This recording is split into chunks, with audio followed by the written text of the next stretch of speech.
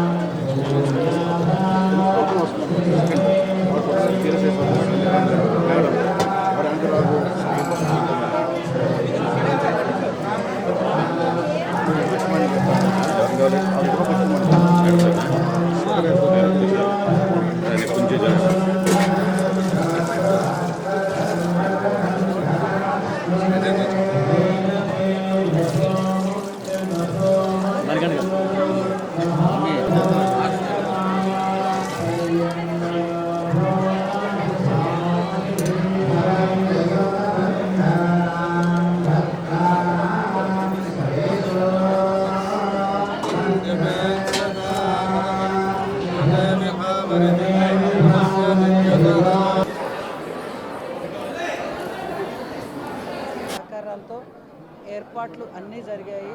భక్తులందరికీ అన్ని వసతులు ఇవ్వటం జరిగింది.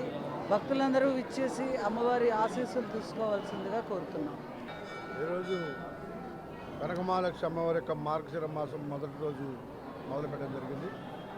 ఈ కార్యక్రమం ఈవో గారు, ఆలయ సూపరింటెండెంట్ గారు, ఈ గారు, డి గారు అందరూ, అలాగే స్థానిక కార్పొరేటర్ గారు, అలాగే ఎన్డీఏ నాయకులు అందరూ కూడా పాల్గొన్నారు. ముఖ్యంగా ఉత్తరాంధ్ర ప్రజల ఎలవేలుపుగా కోరిన వెంటనే కోరికలు అమ్మవారిగా ప్రసిద్ధిగాంచిన అమ్మవారి ఉత్సవాలు అద్భుతంగా ఏర్పాటు చేయడం జరిగింది. ఈవో గారు, స్థానికంగా ఉన్న నాయకులు, అలాగే ఆలయ సిబ్బంది అందరూ కూడా ఈ కార్యక్రమాన్ని అద్భుతంగా నిర్వహిస్తూ ఉన్నారు. ప్రతి ఒక్క గతం కంటే కూడా ఇప్పుడు అద్భుతమైన ఏర్పాటు చేయడం జరిగింది. అందరూ కూడా స్వచ్ఛందంగా స్వేచ్ఛగా వచ్చి అమ్మవారిని దర్శనం చేసుకోవచ్చు, ఎటువంటి ఇబ్బందులు లేకుండా. ఇక్కడ అన్ని ఏర్పాట్లు ఉన్నాయి. ముఖ్యంగా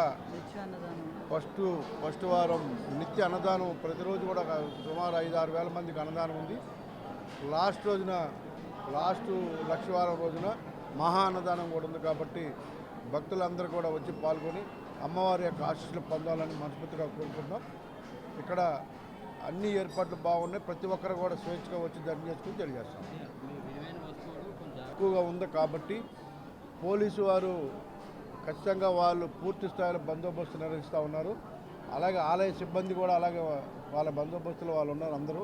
అయినప్పటికీ కూడా మీ విలువైన వస్తువులు కానీ ఏవైనా మీ దగ్గర ఉన్నప్పుడు వాటిని జాగ్రత్తగా టేక్ కేర్ చేసుకోవాలని, మీ వస్తువులు మీరే భద్రపరచుకోవాలని తెలియజేస్తూ ఉన్నాం.